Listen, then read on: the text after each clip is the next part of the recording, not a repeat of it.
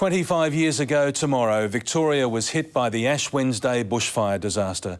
In the second of our special reports, we join survivors from Melbourne's nearby hills who can never forget what happened. House after house was gutted as the flames gathered strength. We saw, for instance, 10-inch trees, which are trees maybe this diameter, but were literally twisted off. Alarm bells went off early that 42-degree afternoon when arcing power lines set forest alight in Trentham East. And it wasn't long before a huge fire was charging through the Wombat State Forest. Around 9 that night, without warning, the wind direction changed. Within an hour, the Macedon township and a large slice of Mount Macedon had been burnt out. And there atop the mountain remains the cross, standing as a stark sentinel over this blackened and devastated area. Fire station was gone, houses all along here were gone, everything over the back was gone. There was just nothing. There was a couple of chimneys, that was about it. Gary Nish's family owned the Macedon Family Hotel back then. He was on a fire truck out of town when word came through that all his relatives may have perished. I just had to get out of there and see what was happening. So when I got here, I suppose it was pretty surreal.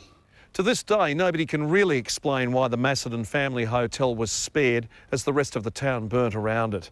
On the day, it was refuge to more than 300 terrified residents as cars parked in the street and neighbouring buildings burst into flames.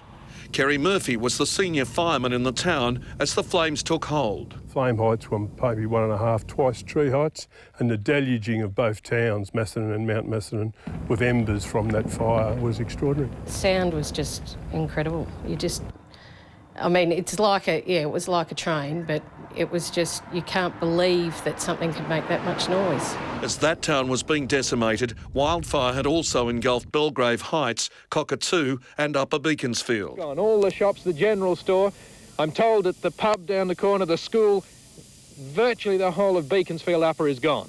Ivan Smith was controlling fire trucks from an office in the main street. I didn't believe that I was going to survive. I didn't believe that we could survive in that headquarters. 21 lives were lost when Upper Beaconsfield went up, 12 of them firefighters, whose bodies were discovered with their 2 burnt-out trucks. You could reduce me to tears pretty easily, I've got to tell you. Just thinking about what happened and the way they died.